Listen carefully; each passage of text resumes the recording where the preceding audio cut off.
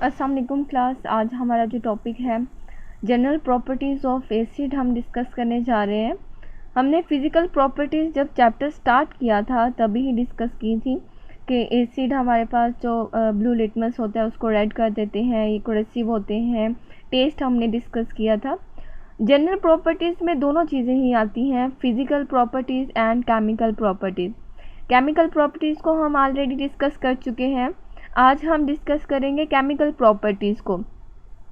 Chemical properties actual में acid के reactions पर डिपेंड कर रहा है कि एसिड किन के साथ रिएक्ट करते हैं और कैसे रिएक्ट करते हैं। पहला रिएक्शन या पहले केमिकल प्रॉपर्टीज़ में हम डिस्कस करेंगे रिएक्शन विद मेटल्स, कि एसिड मेटल्स के साथ रिएक्शन शो करती हैं, लेकिन किस तरह से रिएक्शन शो करते हैं या अगर रिएक्शन होता है उसकी कंडीशन कैसी होती है। मेटल्स हमारे पास तीन तरह की होती हैं। Metals very reactive, moderately reactive और नॉन रिएक्टिव या इनर्ट मेटल्स जिन्हें हम नाम देते हैं। इनर्ट मेटल्स को हम यहाँ डिस्कस नहीं करेंगे क्योंकि वो रिएक्शन ही जब शो नहीं करेंगी तो हम इनका रिएक्शन कैसे देखेंगे या उसको कैसे डिस्कस करेंगे। पहले वेरी रिएक्टिव मेटल्स देखें। वेरी रिएक्टिव मेटल में सोडियम, पोटाशियम एंड कैल्शियम ये मेटल्स आती हैं।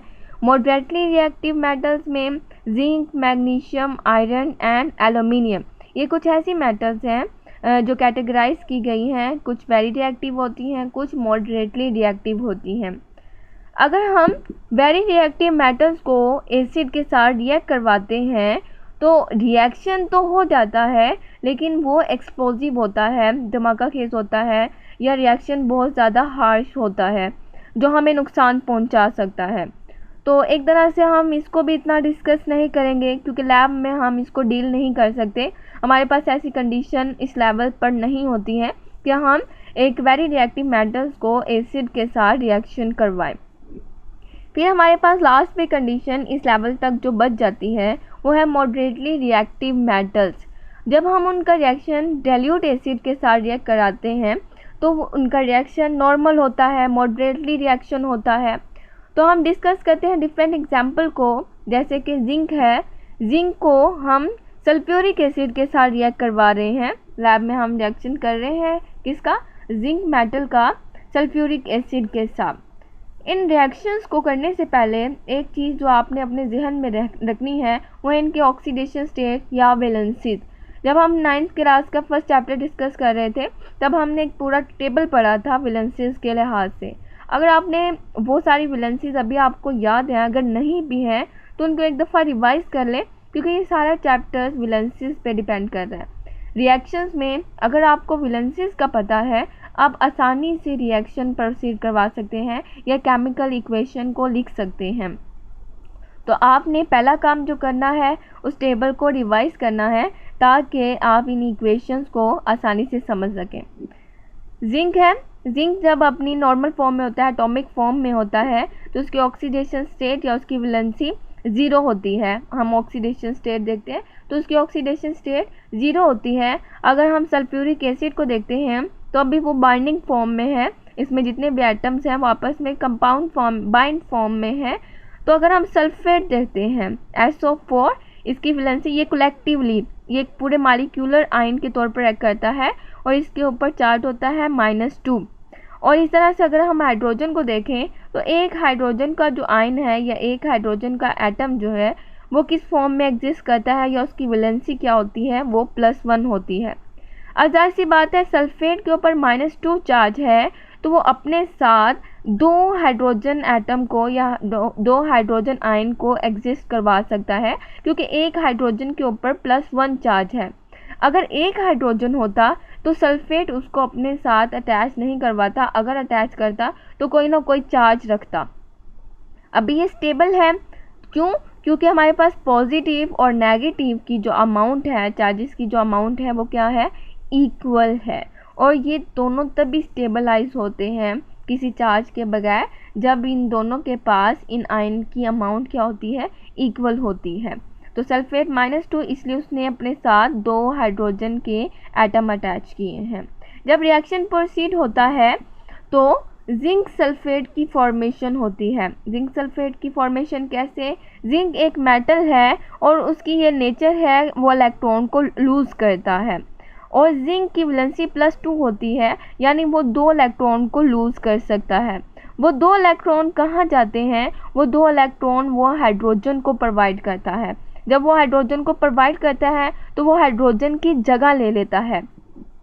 2 हाइड्रोजन अपने आप को स्टेबलाइज आप कर चुके हैं, किसकी वजह से? जिंक की वजह से। जिंक ने अपने 2 इलेक्ट्रॉन दिए उनको, एक हाइड्रोजन को 1 इलेक्ट्रॉन मिल गया, दूसरी हाइड्रोजन को दूसरा इलेक्ट्रॉन, और वो हाइड्रोजन गैस की फॉर्म में यहाँ से एस्केप आउट हो जाएंगे। तो जिंक ने हमारे पास यहाँ सल्फेट के साथ अब अपना रिएक्शन शो कर लिया है। जिंक ने सल्फेट के साथ अपनी जगह बना ली है। तो जिंक के ऊपर +2 चार्ज, उसी तरह सल्फेट के ऊपर -2 चार्ज। क्या ये दोनों आपस में एग्जिस्ट कर सकते हैं? बिल्कुल कर सकते हैं, एक दूसरे के साथ रिएक्ट कर सकते हैं, क्योंकि इसके ऊपर भी -2 है और इसके ऊपर +2, दोनों इक्वल हो गए, दोनों बैलेंस हो गए। ठीक है, ये नॉर्मल इक्वेशन मैंने नीचे शो की है कि जिंक ने सल्फ्यूरिक एसिड के साथ रिएक्शन किया तो नतीजे के तौर पर क्या बना? जिंक सल्फेट और हाइड्रोजन गैस। यहाँ छोटा सा एरो मैंने शो किया हुआ है, ये एरो शो कर रहा है कि हाइड्रोजन यहाँ गैस की फॉर्म में निकल जाती है, एस्केप आउट हो जाती है। दूसरी एग्जांपल है हमारे पास एल्युमिनियम मेटल की, एल्युमिनियम, और उसका रिएक्शन हम करवा रहे हैं एक एसिड, हाइड्रोक्लोरिक एसिड। पहले हमने सल्फ्यूरिक एसिड के साथ रिएक्शन देखा, अब हम किसके साथ? हाइड्रोक्लोरिक एसिड के साथ रिएक्शन शो करवा रहे हैं। तो एल्युमिनियम, आप देख रहे हैं कि इनकी अमाउंट में डिफरेंस है। यहाँ हमारे पास एल्युमिनियम के 2 एटम हैं और यहाँ हमारे पास हाइड्रोक्लोरिक एसिड के 6 मॉलिक्यूल हैं। ऐसा क्यों है? इस तरह से हमने क्यों अमाउंट चेंज की, ज़्यादा क्यों की? तो हमारे पास एक एल्युमिनियम 3 इलेक्ट्रॉन को लूज़ करता है। ये 3 इलेक्ट्रॉन लूज़ करने की बात मैं क्यों कर रही हूँ? जैसे हमने यहाँ देखा था कि जिंक ने इलेक्ट्रॉन लूज़ किया और वो हाइड्रोजन को गए, वो हाइड्रोजन ने गेन किए और वो स्टेबलाइज हो गया। इसी तरह से अब इस एल्युमिनियम ने क्लोरीन के साथ अपनी जगह बनानी है, तो क्या करता है? वो इलेक्ट्रॉन लूज करके हाइड्रोजन को प्रोवाइड करता है ताकि हाइड्रोजन यहाँ से स्टेबल होके रिमूव हो जाए और एल्युमिनियम क्लोरीन के साथ अपनी जगह बना ले। ठीक है, दूसरी बात, क्लोरीन के ऊपर -1 चार्ज है, क्लोरीन -1 चार्ज रखता है, और एल्युमिनियम के ऊपर +3 चार्ज है। तो ये कैसे पॉसिबल होगा? अच्छा, ज़रा आप प्रोडक्ट देख लें। प्रोडक्ट हमारे पास बन रहा है AlCl3 और हमारे पास हाइड्रोजन के 3 मॉलिक्यूल यहाँ से मूव आउट हो रहे हैं। AlCl3 के कितने मॉलिक्यूल हैं? 2 हैं। या हमारे पास जो कंपाउंड हैं वो 2 हैं और यहाँ इसके मॉलिक्यूल्स कितने हैं? 3 हैं। ये कैसे हुआ? हमारे पास कितने एल्युमिनियम हैं? 2 एल्युमिनियम हैं। यहाँ देखिएगा ज़रा, ठीक है, यहाँ देखें, ये एल्युमिनियम है, एल्युमिनियम की वैलेंसी आपको नज़र आ रही है, ऊपर मैंने शो किया है, +3 है, और ये दूसरा एल्युमिनियम है। 2 एल्युमिनियम हमने रिएक्शन में यूज़ किए थे, एक ये एल्युमिनियम, एक ये एल्युमिनियम। तो क्या करता है? ये एल्युमिनियम 3 इलेक्ट्रॉन लूज़ करता है, उसी तरह से ये एल्युमिनियम 3 इलेक्ट्रॉन लूज़ करता है। ठीक है, वो 3 यानी कि टोटल 6 इलेक्ट्रॉन उन 4 हाइड्रोजन के पास चले जाते हैं जो कि हमने ACl में देखे थे। 6 हाइड्रोजन के पास, ये 6 इलेक्ट्रॉन 6 हाइड्रोजन के पास चले जाते हैं। ठीक है, अब एल्युमिनियम ने क्लोरीन के साथ अटैचमेंट करनी है, तो क्लोरीन भी हमारे पास 6 है। दोबारा देखिएगा इक्वेशन को, यहाँ देखें, यहाँ ACl के साथ 6 अटैच है, मतलब ये हाइड्रोजन के भी 6 आयन हैं और क्लोरीन के भी कितने हैं? 6 आयन हैं। ठीक है, तो जब एल्युमिनियम अपनी आयनिक फॉर्म में आता है, जब उसके ऊपर +3 चार्ज आता है, तो +3 है तो वो अपने साथ अब 3 क्लोरीन की अटैचमेंट कर सकता है, क्योंकि एक क्लोरीन के ऊपर -1 चार्ज है। तो जब ये तीनों हो जाएंगे तो -3 टोटल हो जाएगा, तो ये एक बैलेंस स्ट्रक्चर हो जाएगी, एक बैलेंस कंपाउंड हमारे पास बन जाएगा। इसी तरह से दूसरा एल्युमिनियम भी 3 इलेक्ट्रॉन लूज़ करके +3 चार्ज कंटेन करता है और 3 क्लोरीन को उसी तरह से अपने साथ अटैच करवा लेता है। तो टोटल कितने हो गए? 2 AlCl3 बन गए हमारे पास। ठीक है, यानी ये 2 कंपाउंड हमारे पास बन जाते हैं। अब देखते हैं कि उन 6 इलेक्ट्रॉन्स का क्या हुआ। 6 इलेक्ट्रॉन 6 हाइड्रोजन ने गेन किए, तो हमारे पास 6 स्टेबल हाइड्रोजन के एटम बने और वो सारे तो स्टेबल हो गए, एल्यूमिनियम भी स्टेबल हो गया, क्लोरीन भी स्टेबल हो गया, लेकिन हाइड्रोजन इस एटॉमिक फॉर्म में एग्जिस्ट नहीं करता, वो क्या करता है, मॉलिक्यूलर फॉर्म में एग्जिस्ट करता है। तो दो हाइड्रोजन के एटम आपस में मॉलिक्यूल बनाते हैं, इसी तरह से जो बाकी रह जाते हैं वो भी आपस में मॉलिक्यूल बनाते हैं।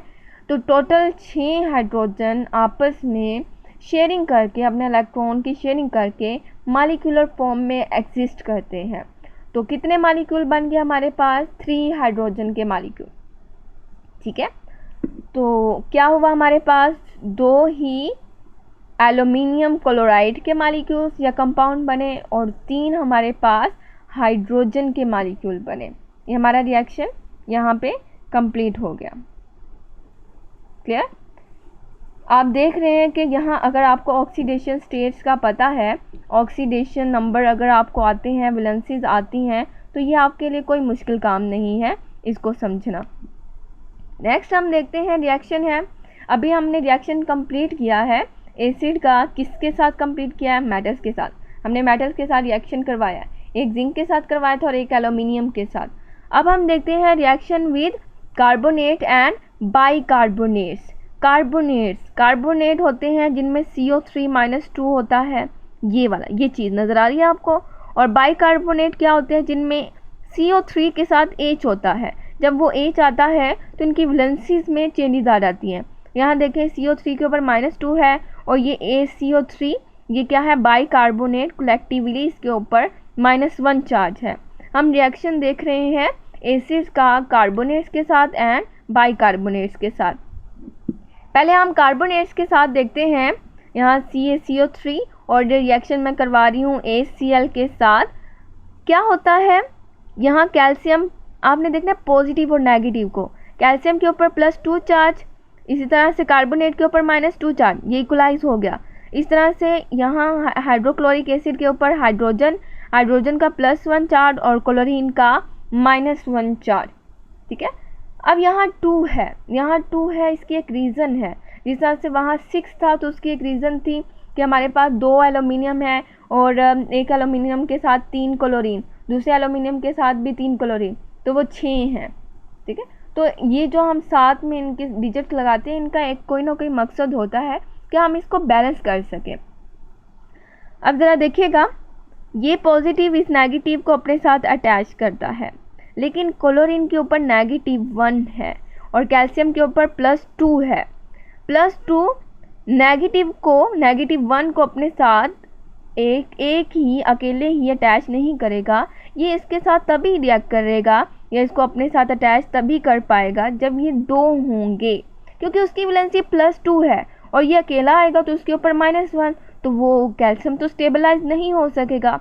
तो कितने क्लोरीन हमें रिक्वायर है, 2 क्लोरीन चाहिए ताकि उन दोनों की वैलेंसी मिलकर -2 हो जाए। जैसे कि यहाँ देखें, ठीक है, यहाँ देखें कि मैंने कैल्शियम +2 और क्लोरीन के 2 एटम लिए हैं, क्योंकि वो दोनों कलेक्टिवली एक हैं, एक के ऊपर -1 दूसरे के ऊपर -1, तो वो कलेक्टिवली -2 बन जाता है, जिसके नतीजे में ये 2 एटम आपस में रिएक्ट कर सकते हैं, नहीं तो पॉसिबल नहीं है या ये अनस्टेबल हो जाएगा। यहाँ बात क्लियर हुई? ठीक है, क्लोरीन के साथ हमने काम कर लिया, कैल्शियम के साथ हमने काम कर लिया, बाकी रह गया कार्बोनेट एंड हाइड्रोजन। जब हमारे पास कार्बोनेट प्रेजेंट होता है, कार्बोनेट यहाँ से रिमूव होता है, तो वो अपने आप को स्टेबलाइज करता है एक डिफरेंट फॉर्म में। यहाँ देखिए मैंने इसकी ओपन स्ट्रक्चर शो की है। कार्बोनेट की स्ट्रक्चर कुछ इस तरह से होती है, कार्बन सेंटर में होता है, एक ऑक्सीजन के साथ वो अपना डबल बॉन्ड बनाता है, बाकी दोनों ऑक्सीजन के साथ एक सिंगल बॉन्ड बनाने की वजह से ऑक्सीजन की वैलेंसी पूरी नहीं होती, और इस ऑक्सीजन के ऊपर भी नेगेटिव चार्ज, उस ऑक्सीजन के ऊपर भी नेगेटिव चार्ज, क्योंकि ऑक्सीजन तो डबल बॉन्ड बनाता है। जब उसको बॉन्ड नहीं प्रोवाइड हुआ तो उसके ऊपर क्या है, उसके इलेक्ट्रॉन वैसे प्रेजेंट है, इसके ऊपर भी नेगेटिव चार्ज, इसके ऊपर भी नेगेटिव चार्ज। ठीक है, तो इस वजह से इसके ऊपर -2 चार्ज होता है। होता क्या है फिर कि इसके अंदर भी इलेक्ट्रॉन मौजूद है, इसके अंदर भी इलेक्ट्रॉन, ये जो बॉन्ड मौजूद है ना, इसके अंदर भी मौजूद है, इसके अंदर भी इलेक्ट्रॉन मौजूद है। तो ये कार्बन का इधर वाला इलेक्ट्रॉन, वो उधर वाला तो ऑक्सीजन का है, इधर वाला इलेक्ट्रॉन इस ऑक्सीजन के इलेक्ट्रॉन के साथ एक नया बॉन्ड बना देते हैं। आप देखें यहाँ एक नया बॉन्ड, एक तो नीचे वाले था नीचे वाला एक बॉन्ड बना हुआ है, अब नया बॉन्ड बन गया। ये वाला जब बॉन्ड टूटता है तो कार्बन के हिस्से का जो इलेक्ट्रॉन था वो इस ऑक्सीजन के इलेक्ट्रॉन के साथ नया बॉन्ड बना देता है। तो जब नया बॉन्ड बनता है तो कार्बन डाइऑक्साइड बन जाता है और ये इलेक्ट्रॉन ऑक्सीजन के ऊपर चला जाता है, तो ऑक्सीजन के पास अब 2 इलेक्ट्रॉन एक्स्ट्रा हो गए। ठीक है, कार्बन डाइऑक्साइड बन गया, यहाँ ऑक्सीजन के ऊपर -2 चार्ज, कार्बन डाइऑक्साइड स्टेबल होकर यहाँ निकल गया। कैल्शियम क्लोराइड पहले निकला, कार्बन डाइऑक्साइड निकल गया। अब बाकी क्या रह गया हमारे पास, ऑक्सीजन एंड हाइड्रोजन। ऑक्सीजन -2 ये 2 हाइड्रोजन को अपने साथ अटैच करेगा, क्योंकि एक हाइड्रोजन के ऊपर +1 होता है, तो 2 हाइड्रोजन जब आएंगे इसके पास तभी ये उनके साथ रिएक्ट करेगा। तो 2 हाइड्रोजन हमारे पास है, तो 2 हाइड्रोजन इस ऑक्सीजन के साथ मिलकर क्या बनाते हैं, वाटर। क्लियर।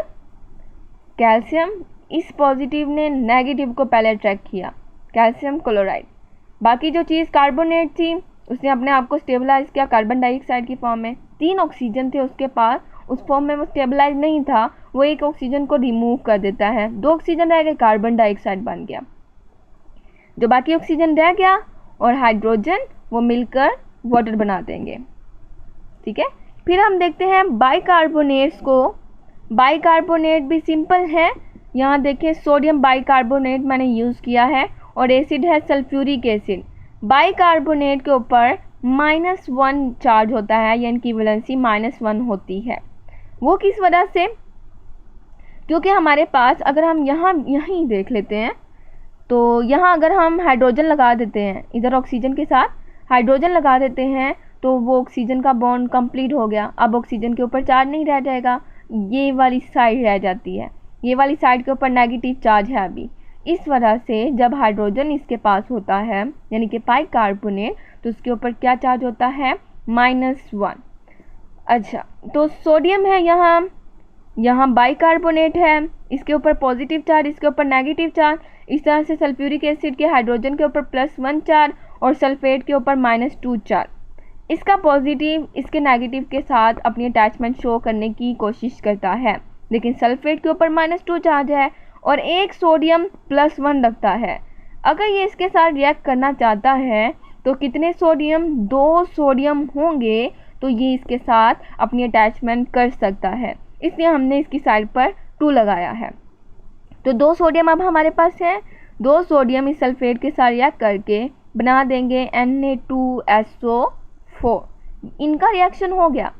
बाकी उसी तरह से बाइकार्बोनेट रह गया। बाइकार्बोनेट पहले अपने आप को कार्बोनेट फॉर्म में चेंज करता है, उस तरह से अगर यहाँ से हाइड्रोजन निकल जाता है तो वो CO3-2 बन जाएगा। मैंने ये निकाल दिया, हाइड्रोजन रिमूव कर दिया, कार्बोनेट हमारे पास यहाँ बन गया।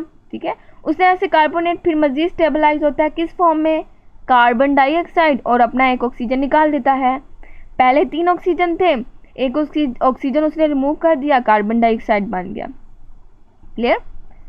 अब इस पूरे रिएक्शन में जब बाइकार्बोनेट ने एक हाइड्रोजन रिमूव किया और एक ऑक्सीजन, अब ऑक्सीजन, ये ऑक्सीजन इस हाइड्रोजन के साथ रिएक्ट कर ले, लेकिन ऑक्सीजन की वैलेंसी है -2 और हाइड्रोजन +1 है। इसके साथ रिएक्शन करने के लिए इसको 2 होना पड़ेगा, यानी एक और हाइड्रोजन हमें रिक्वायर है। तो वो हाइड्रोजन कहाँ से आएगा, वो हाइड्रोजन यहीं से ही आएगा, क्योंकि अगर ये 2 सोडियम है, यहाँ हमने 2 लगाया है जो कि 2 सोडियम के लिए रिक्वायर है, तो वो हाइड्रोजन यानी पूरे बाइकार्बोनेट के लिए है। एक बाइकार्बोनेट एक हाइड्रोजन और एक कार्बन डाइऑक्साइड और एक ऑक्सीजन अगर निकालता है तो 2 बाइकार्बोनेट क्या निकालेंगे, 2 बाइकार्बोनेट 2 ही हाइड्रोजन, 2 ही ऑक्सीजन और 2 ही कार्बन डाइऑक्साइड निकालेंगे। ठीक है, तो 2 हाइड्रोजन 1 ऑक्सीजन का काम तो हो गया, क्योंकि ऑक्सीजन भी तो साथ में 2 निकलेंगे, 2 हाइड्रोजन 2 कार्बन डाइऑक्साइड 2 ऑक्सीजन, तो 1 ऑक्सीजन 2 हाइड्रोजन के साथ मिलकर वाटर बना देता है। 1 ऑक्सीजन रह गया, 1 ऑक्सीजन यहाँ जो सल्फेट के साथ हाइड्रोजन बच गया था उनके साथ रिएक्शन शो करके दूसरा वाटर का मॉलिक्यूल बना देते हैं। बात समझ आई। सोडियम सल्फेट के साथ, ठीक है, 2 हमने लगाया था, 2 सबके लिए है, यानी 2 अगर है तो सोडियम भी है, 2 बाइकार्बोनेट भी है। तो सल्फेट के साथ सोडियम तो रिमूव हो गए, बाकी यहाँ भी हाइड्रोजन रहता है और ये बाइकार्बोनेट का प्रोसेस देखा तो बाइकार्बोनेट में से पहले हाइड्रोजन निकला, फिर उसमें से ऑक्सीजन निकल गया, तो एंड पे सिर्फ कार्बन डाइऑक्साइड बच गया। तो अगर ये 2 हैं, एक में से एक निकल रहे हैं, तो जब 2 होंगे तो उसमें से 2 अगर ये 1 है ना, तो इसके साथ एक और दूसरा बाइकार्बोनेट का भी कर लें तो उसके भी यही प्रोडक्ट बनेंगे ना।